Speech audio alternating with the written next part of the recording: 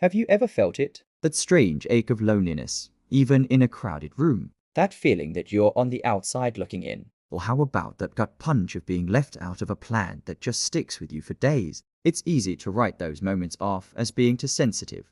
But what if those feelings aren't a weakness at all? What if they're echoes of an ancient survival program, an alarm system hardwired into your brain over millions of years, screaming at you to stay connected? Or risk everything? You might think your social life is just a series of modern choices: who to text, where to hang out, but it's actually being run by a very ancient operating system. This program, written in the raw language of survival, is pulling more strings than you realize. For early humans, being part of a group wasn't just for fun. It was the only way to stay alive. Today, that exact same program influences everything from who you trust to why getting rejected feels like an actual injury. And understanding this program can change how you see your social life forever.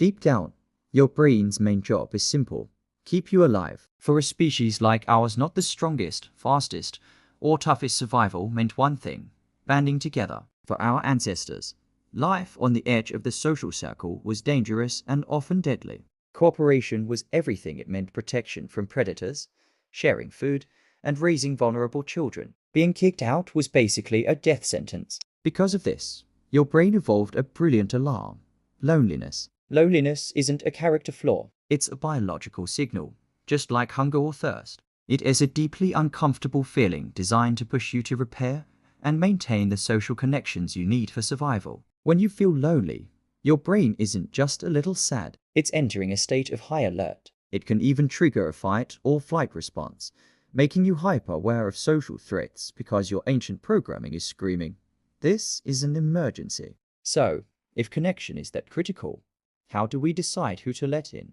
You can't be friends with everyone. This is where your brain's trust algorithm kicks in. For our ancestors, it was vital to figure out who was a reliable partner and who was a free rider, someone who'd take from the group without giving back. Our brains got incredibly good at social assessment, at figuring out who we can count on. This drive to form bonds with dependable people was so advantageous, it became a key reason our brains are so large in the first place. We are hardwired to look for signs of mutual commitment and to invest in those who invest back in us. This ancient algorithm runs quietly in the background of your modern life. It's why you feel drawn to people who prove themselves to be reliable over time. It's also why betrayal hurts so much. When a friend is disloyal, it isn't just a disappointment. To your brain, it's a critical system error. Your survival program has identified someone who broke the fundamental rules of mutual support, and it's flagging them as a potential threat.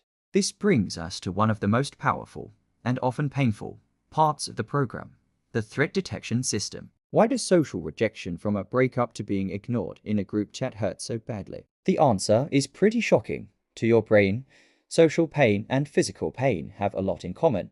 Neuroimaging studies show that intense social rejection activates some of the same brain regions that fire up when you experience physical pain, particularly areas involved in the distress of pain. While the two experiences aren't identical, the overlap is significant and helps explain why rejection feels like an injury. This connection is so deep that the brain's own pain management system, the opioid system, is involved in soothing the ache of social pain, just as it is for physical pain. This isn't an accident. Evolution had a very good reason for making rejection feel agonizing. The pain is an alarm designed to get your attention and change your behavior.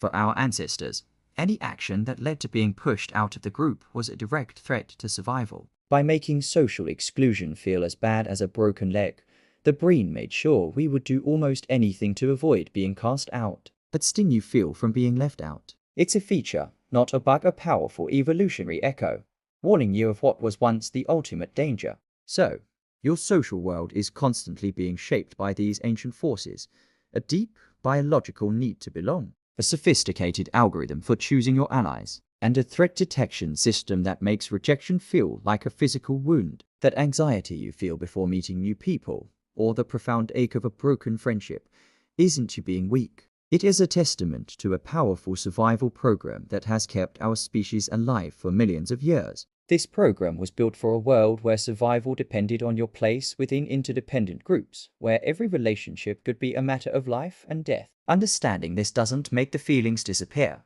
but it can change your relationship with them. You can see your loneliness not as a sign that you're broken, but as a signal to seek meaningful connection. You can reframe the sting of rejection not as a judgment of your worth, but as the firing of an ancient protective alarm. You're not running faulty software. You're running a program that is, and always has been, profoundly human. If you want to keep decoding the hidden programs that run our lives, consider subscribing and joining us.